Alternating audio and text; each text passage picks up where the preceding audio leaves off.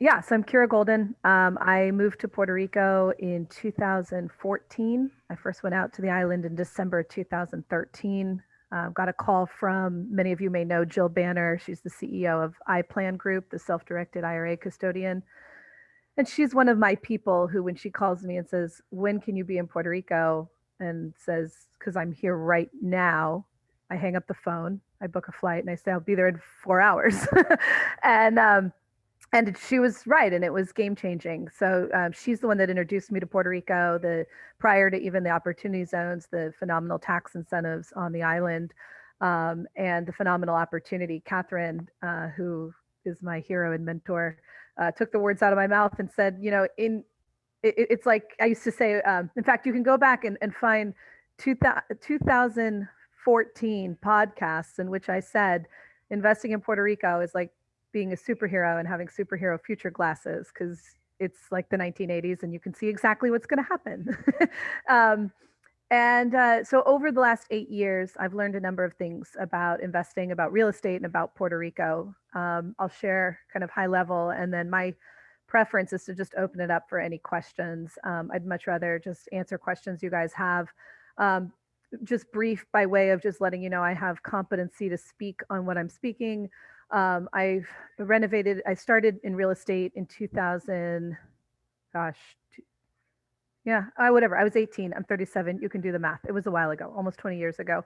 And started with single family properties, fixed and flipped over 600 homes in the Phoenix metro area, expanded out of my home real estate market, and started getting into larger multifamily deals, 300, 400 unit renovations. And in 2013, kind of felt like, and this shows you, I'm definitely a more bearish person by nature. So in 2013, I was like, oh, the US is tapped out. I need to look for better opportunities. so I came to Puerto Rico, and I would still argue that the opportunities and the yields that have been available from 2013 to now in Puerto Rico exceed the yields that were available in the US during the same time period, even though we've continued to have a bearish run in real estate in the US. And I think on a risk adjusted basis, Puerto Rico provides more opportunity. Um, but I would say a couple of the things that I learned down here. Number one, money isn't the main thing that motivates everyone. I would imagine most of us here on this call are like, what? but the working with the community down here has really helped expand my view of spiritual and emotional currency. And what you guys are talking about, leading with a giving hand, motivating people to get things done here, especially working with local population, is about honor, respect, family, community, really caring about the people you work with, and you get a lot further with that. And of course, the flip side is you don't need to throw as much money at things to make things happen here. You can get further with less cash and more compassion. And so it's a special kind of place to make things happen.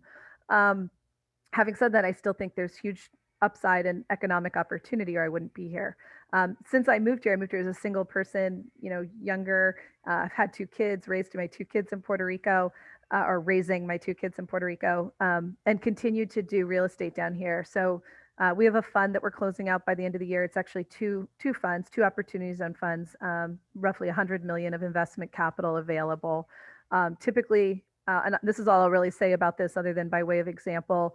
Typical minimum investment's 250,000, but I did discuss it with my team and council, and if anybody in the OZwork community wants to, uh, discuss making an investment, we would do a $50,000 minimum if people want to try to, do a couple different deals or something. So that's kind of a special thing just for you guys.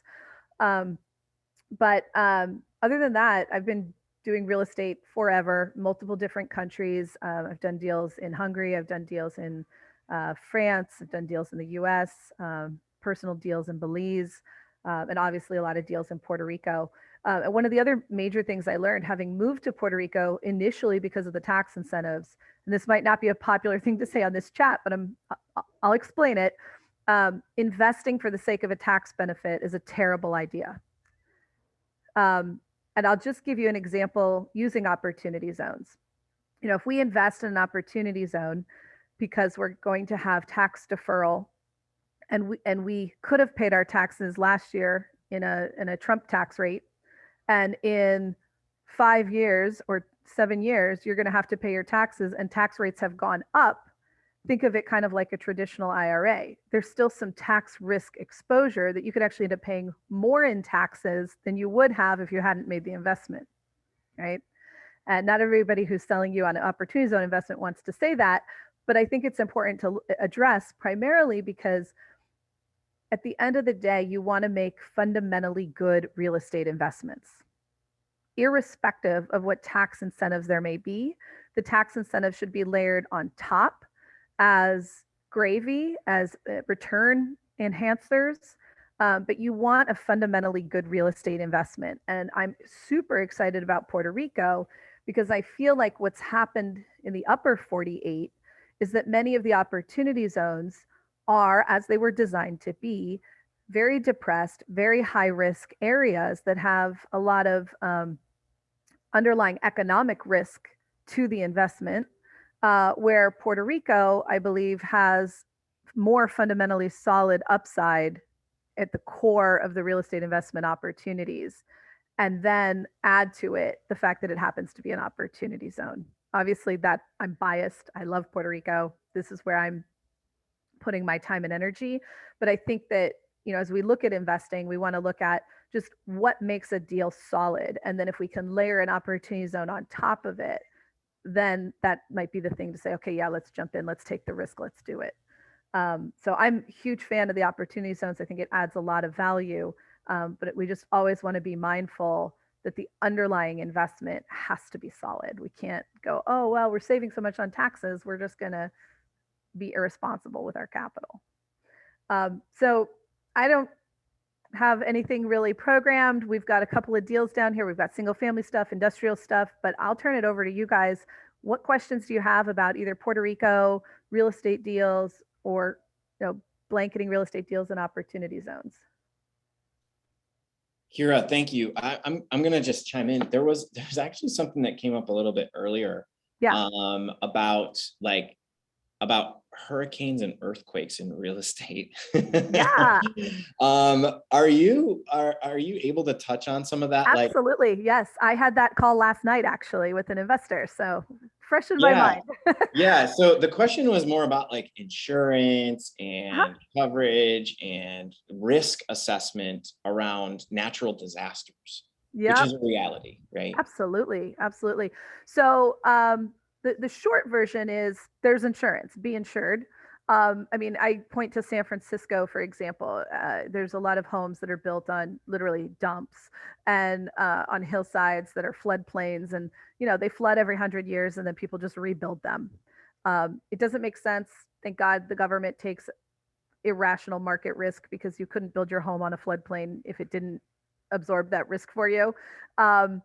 I actually think there's less risk than that in terms of Puerto Rico.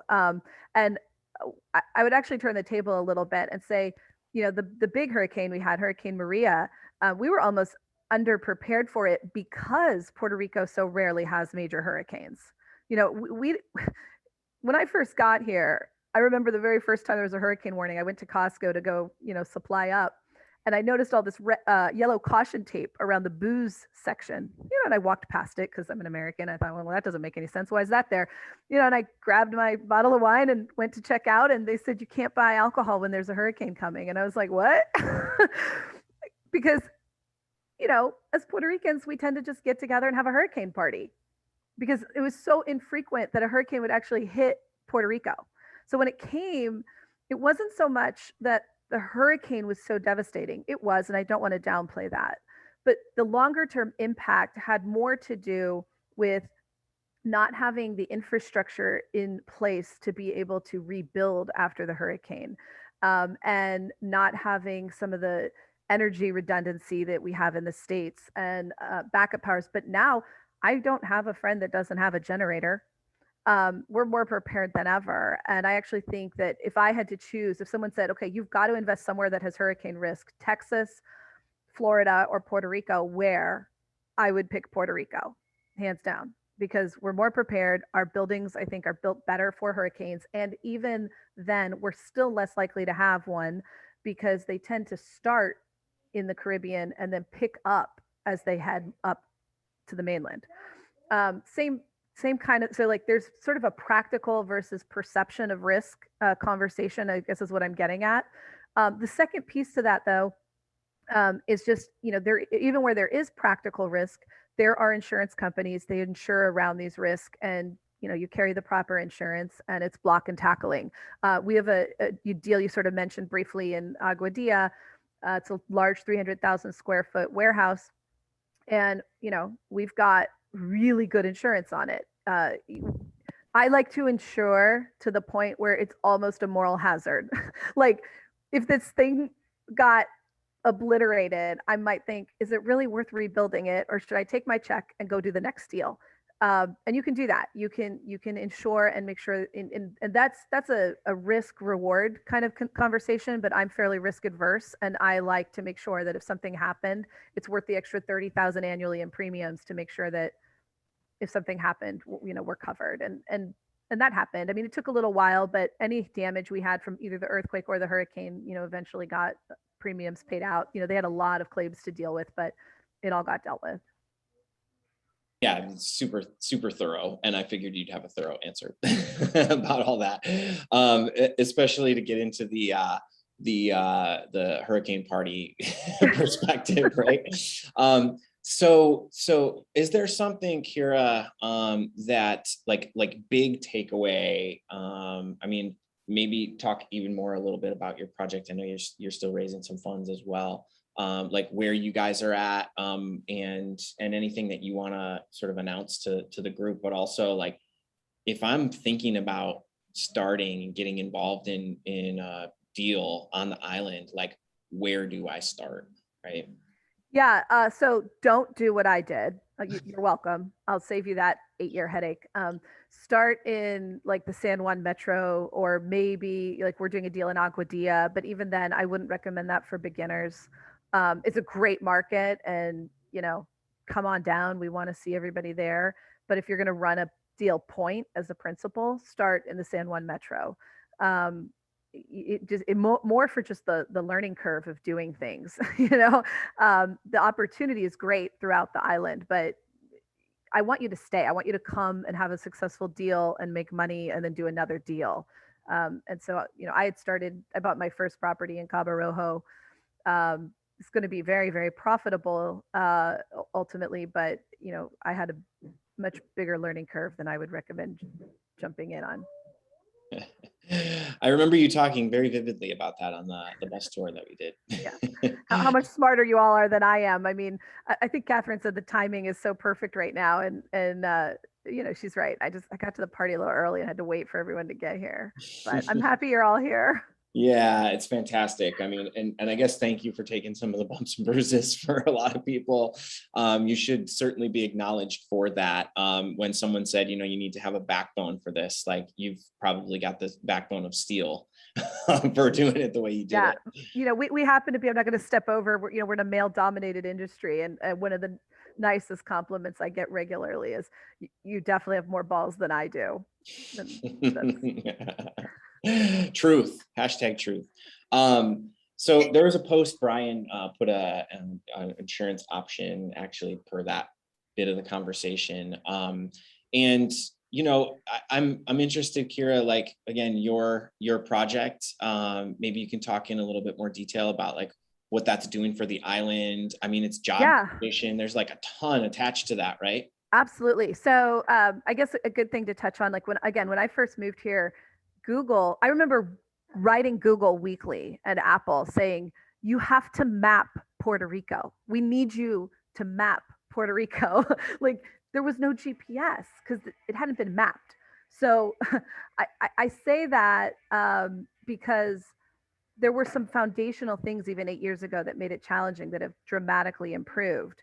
But one thing that I think Puerto Rico continues to have an opportunity to expand on is its own marketing, its own awareness. And I don't know if this is true, but I had heard it rumored that Puerto Rico had the same size budget for marketing tourism as the state of Florida, but only 4% of the budget actually went into marketing, buying ads, flyers, whatever. The rest was heavy on payroll domestically that wasn't really generating much. So they privatized a few years ago, and as we can already see, that's working. But even just with our facility, an industrial warehouse, we are marketing it on a global scale, and we're bringing a level of, I hesitate to use this word, but I can't think of a better one, a level of professionalism to the way things are being done, a level of scale in our thinking that I believe is going to really benefit Puerto Rico. Again, I hesitate with professionalism. I've never experienced Puerto Ricans to be unprofessional. In fact, they're much more so than I am. They dress more professionally. They speak more eloquently. But we think on outsiders coming in bring an outside perspective, and that's bringing attention and awareness and people and bigger companies to the island. And there is this, if anybody's in crypto, the new buzz thing I'm learning about is networking effect. But it's true in real estate too. Like as more people are verifying, I remember calling my lender contacts on the street 7-8 years ago saying, you got to be the first hedge fund in Puerto Rico. You got to open up Puerto Rico, got to bring capital down here. And they're like, Kira, we love you. Goodbye. Now they're calling me, mostly I think because Nathan moved here and he's talking to them and they're going, oh, we heard from this guy, Nathan. Kira, maybe what you're saying wasn't so crazy. And oh, we also heard it from this guy and this girl too. And so they're starting to kind of hear it from many angles, and it's making a difference. So our deal, it's just in the industrial space, is bringing more investment capital into the island. It's also bringing hopefully more businesses, more jobs, more opportunity to the island, and continuing to have a compounding effect. Same thing with our single family deals. There were a lot of homes, speaking of the hurricane, that were damaged by the hurricane, and people didn't have the cash out of pocket to renovate. And so we've been able to go in and renovate properties and then make them bankable so that the banks here can make loans on them, because there wasn't really the liquidity for construction kind of loans on the houses the way that we have in the States. So we're able to go in. That's creating a ton of jobs, contractors, labor, more housing opportunities. We haven't really specifically tried to track it, but I know there's been meaningful impact just because of the cards and the thank yous and the appreciation that we get. Like it's been kind of amazing. Yeah, I'm like, this is what I love about being able to build relationships and connect with people. It's like we're getting so much real information here, right? And even just in a straight up conversation. Kathryn, did you have something that you wanted to add? Yeah, and I don't know if this is inappropriate or not, but Kira, are you still capital raising? And if so, is it possible to share maybe what kind of returns you're offering? I know. You guys are trying to get me to talk about my deals. I'm blushing. You can see I'm blushing. I don't even want to talk about my deals. I think it's a ploy. You've done this to make us want it. It's a takeaway. I get it. It's that, and I think this is going to get published, and I don't want to call for my SEC attorney. I think what I could say safely, high level, is that I use an underwriting strategy. I call it the 500-200. It was built around my own investment strategy. If you took a $500,000 and invested it today, and in 10 years created for yourself $200,000 of passive cash flow. It's not a get rich overnight thing.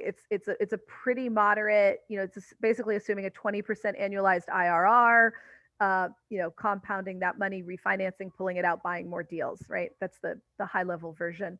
So I use that as my framework to underwrite. And then the way I relate to real estate is essentially the real estate is a widget. It has to pass certain standards just like any other widget. If I'm going to go build a machine, I need all of my screws and all of my bolts and everything to work and be quality. But I'm not going to spend a lot of time thinking about how much is this screw worth that screw. So when I approach real estate, I approach it holistically with that bigger vision of how do I create that passive cash flow for myself and now for my investment partners so that they can be freed up to do whatever work the Lord has put on their heart to do. Like that's what motivates me. So our returns all look pretty similar in terms of what their offering is. I mean, we typically just do an 8% preferred return, a 50-50 split after the return of capital, and we target a minimum of a 15% IRR. And historically, we've averaged about a 36% average IRR return across our real estate deals, pre having the benefits of opportunity zones and tax benefits. So I'm optimistic we will see better results than that with the, again, talking about need a good deal to begin with, but then layer it with an opportunity zone, and now you're cooking with gas. So I'm happy on a specific basis with accredited investors to go through the deal specifics. And I'm not trying to be difficult. I just really want to be respectful of the SEC. That's a good place to be respectful of. I like them. I don't have any issue with them. They're cool people, most of them. But I just, you know, I also, it's not just about the SEC. It's like, I really do want to make sure that people, when they're making investment decisions, it's like, are we seeing the tree through the forest, right? Are we staring at the forest or the tree instead of the forest?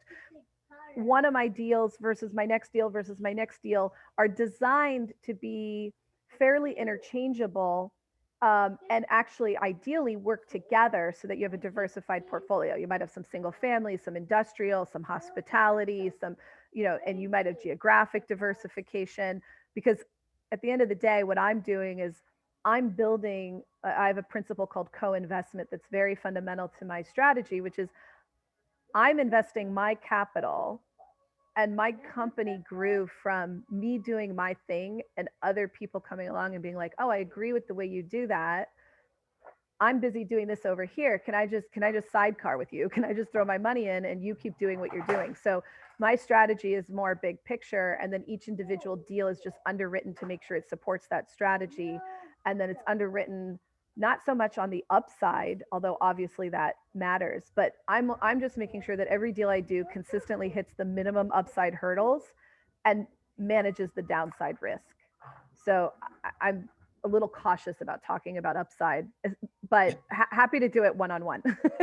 It's great. And, you know, please, this is all about, you know, what's appropriate to talk about here. And it's not meant to be like a push. But it's great for people who are investing to be able to know that other people are doing it, and that there's support in their area. Mm-hmm. Well, you know what I can do, you know, I don't want to talk about investment yield, but I can talk about the deal numbers, and that's fine. Like, and actually this is probably really beneficial. So we got into the Tyco deal. Used to be Tyco. It's now the Aguadilla Research and Development Center.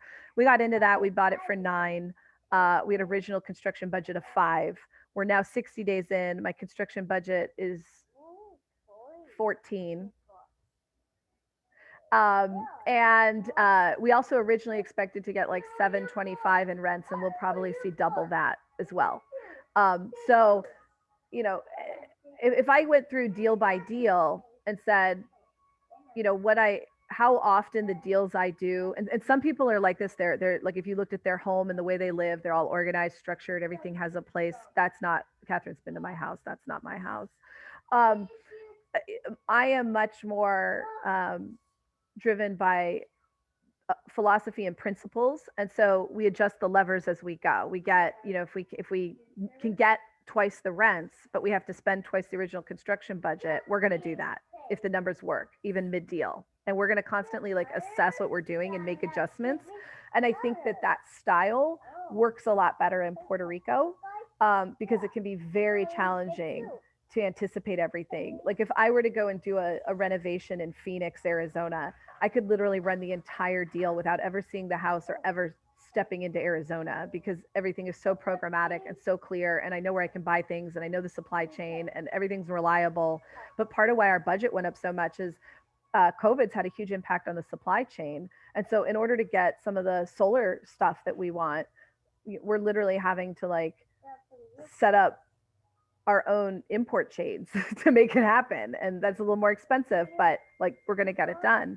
But what we've learned is that, again, flip side, because that's so expensive and challenging, once we get it done, or as even people are believing we're getting it done, the value of our property goes way up, because people are going to want to rent from us because of our reliability and certainty of execution.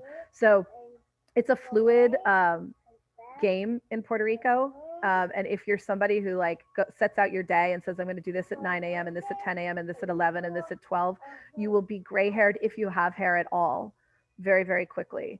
But if you could flow with things, and I think Kathryn mentioned that when she came out here, she knew it was going to be a little more challenging in certain ways, but the last 8 years in Puerto Rico has taught me to flow. And when you get in the flow, Puerto Rico, which means literally rich port, wants to bless you abundantly, but you have to get in its flow. You're not going to make Puerto Rico like you.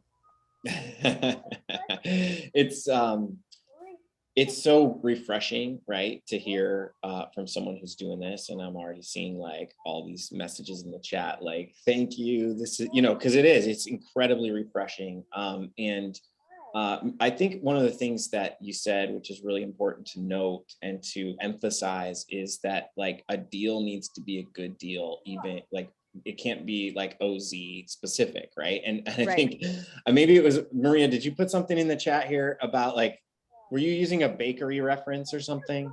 Cupcake. A cupcake. That's the reference I used in my presentations. You have to look at the project as a cupcake, and it has to be. Explain the cupcake analogy real quick. Kira, mentioned it in a different way. The project has to be a good project from a business sense. It has to be a good cupcake. Absolutely. Like you can have it without the frosting, but the frosting makes you can have the cupcake without the icing and without the cherry on the top. But if you have a good cupcake, chocolate chip or whatever, the one that you like, and then you put some icing, which are the Puerto Rico incentives, it's a better cupcake. Right. And if you put the OC on top of that, that's why I say the OC deferrals and stuff are the cherry on the top. Nice. So what I usually say is something that Kyra said is that, tax, and I also put it in the chat, tax might be an important factor, but it's definitely not the only one, and maybe not the first one or number one when thinking about investment. Right. That's basically, what I usually say to the people that call and are interested in coming to Puerto Rico. I think it's great to break it down so simply. Because it's such an important concept to grasp in the context of this conversation. Kathryn, did you have something to add as well? Unmute though. Sorry. Okay, I just wanted to ask Kira one more thing. Before I do, Kira, is this your shirt? Probably. I think this is Kimberly's daughter, Sarah's shoe. That is definitely dinosaurs. That is Cal's. He's been missing from Walmart. That. It's mine. It has a little piano on it. That's my daughter's shoe. Okay. All right. This is how much fun we have, right? And how connected we all are. And it's so nice. It's so incredible, like to know that this vibe is what's all being exchanged here. So. And by the way, does anyone know whose glasses these are? Kimberly, Kira? No, I won't claim those. I won't claim there. Okay. All right. So let me just ask Kira, would you share a little bit about how long you chased this deal, the Tyco deal in Agua Dia? Oh, yeah. Patience is another virtue in Puerto Rico.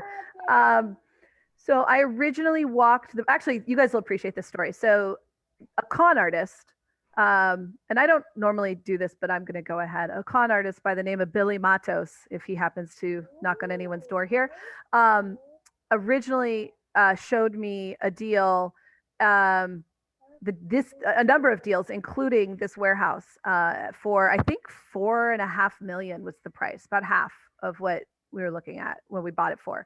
And I was interested, wanted to do it. Again, this was back in 2014.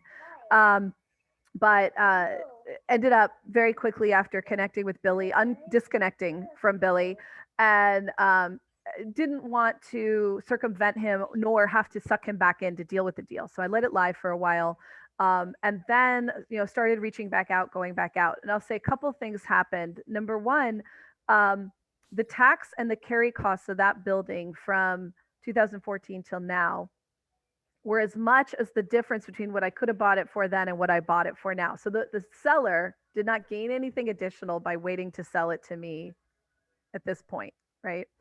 And I actually think that I lucked out, because I think if I'd gotten it back then, the infrastructure in Puerto Rico wasn't to the point, or my ability to navigate the infrastructure perhaps wasn't to the point where I could have maximized the deal in the way that we're doing now. So I think it worked out great. But I did end up staying on this deal from 2014 until recently. And then it circled back around through one of my business partners, and we went back out and purchased it. Well, ironically, the seller just informed me that he got a call from Billy Matos saying, "Where's my referral fee?" I thought, I'm pretty sure 8 years has passed the statute of limitations for a referral for a deal closing. Like you missed that one, buddy. But yeah, but so we've basically 8 years I've been waiting on the deal to come around. And there's another deal in Arecibo that is mine, but the other principals don't know it yet. But they'll eventually. And so I think you just have to do that and be willing to do that. And then the other thing is it's a small island. So, what is this expression? The cream rises.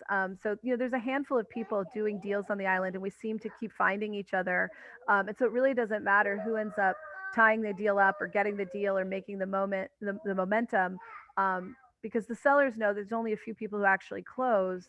And so as you start to build those relationships, then you kind of are, once it's under contract, you're kind of coming back together and you're participating across various deals with one another. And I like that. It de-risks deals, and it's very collaborative, and it has us all sort of rowing oars in the same direction. But yeah, this one took a while. Well, Kira, I'm so grateful and appreciative that you joined us. I mean, it's like these are the conversations that certainly, like, we're getting such a great variety of what we're all about, even at OZworks Group with all this. It's like there's knowledge and there's information, and then there's like real conversation with people like yourself who are in it, doing it. And I believe that even just saying things like, hey, if you're of this type of personality, it's going to be incredibly challenging for you to like navigate all this. Like, it's just, it's a resource in truth and genuine sort of experience that can be shared. And it's incredibly valuable, right? And these are some of the most engaging, like valuable conversations that we're able to have. So I appreciate that. You just made me think of, it's like a special type of type A. It's like a subcategory, because if you're too type B, the beach and the ocean will just kind of entice you away and you'll never get anything done here. But if you're too type A, you're just going to end up with a bloody head and leave. You have to be enough type A that you're like, that's what I want. I'm a dog on a bone. I'm not going to give up, however long it takes, whatever it takes. And then it works. Yeah. Well, thank you. We're right at that time, and I don't know if people have questions for you. I've been saying this all along, but certainly place them in the chat, and if you can hang out for a few minutes, maybe there are a couple that trickle in and you can answer them. But thank you, Kira, so much for your time. I put my email in the chat. I am mid-transit. I was driving from Tampa to Miami, so I stopped at a local Sheridan to chat with y'all. So I'm gonna have to I'll wait a couple of minutes, then I have to get back on the road. But I am gonna go ahead and join the, what'd you call it? The opportunity zone? The Puerto Zone? Puerto Zone. Yeah. Zone. So when you're already a member of OZworks Group, and so there's a group, a side component that is specifically for this, and so there will be a lot more communication happening there. And I do want to say, I apologize. I was talking about this for a half an hour before you were here. Well, you were here too, and I put the wrong link. So now everybody who's here who wants to just join, they can get a 20% discount if they click the first link. And if you want a free trial, that's in there too for 7 days. So you can go scroll back in the chat and it's all there. The opportunity zone. Yeah, exactly. Maybe that's the next version of all this. So thanks, Kira. I know you have to hit the road, and really thanks again. Thank you all.